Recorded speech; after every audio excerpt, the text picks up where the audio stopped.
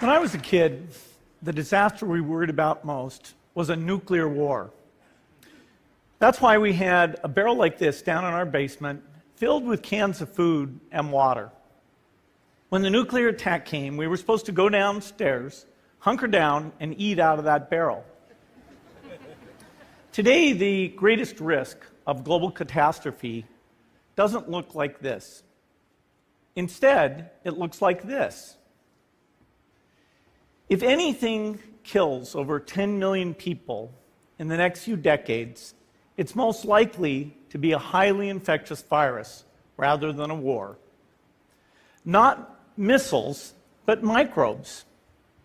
Now, part of the reason for this is that we have invested a huge amount in nuclear deterrence, but we've actually invested very little in a system to stop an epidemic. We're not ready for the next epidemic. Let's look at Ebola. And a large epidemic would require us to have hundreds of thousands of workers. There was no one there to look at treatment approaches, no one to look at the diagnostics, no one to figure out what tools should be used, but that was never tried. So there was a lot that was missing, and these things are really a global failure. The WHO is funded to monitor epidemics, but not to do these things I talked about.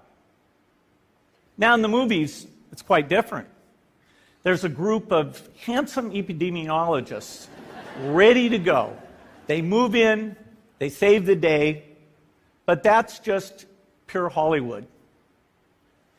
The failure to prepare could allow the next epidemic to be dramatically more devastating than Ebola.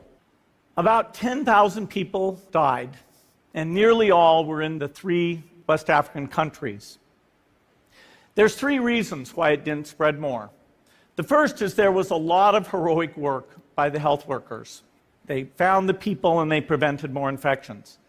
The second is the nature of the virus. Ebola does not spread through the air.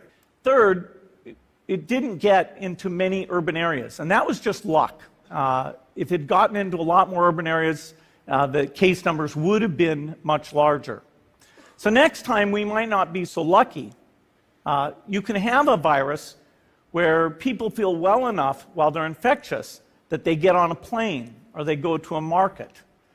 The source of the virus could be a natural epidemic like Ebola, or it could be bioterrorism. And so there are things that would literally make things 1,000 times worse. In fact, let's look at a model of a virus spread through the air like the Spanish flu back in 1918. So here's what would happen. It would spread throughout the world very, very quickly.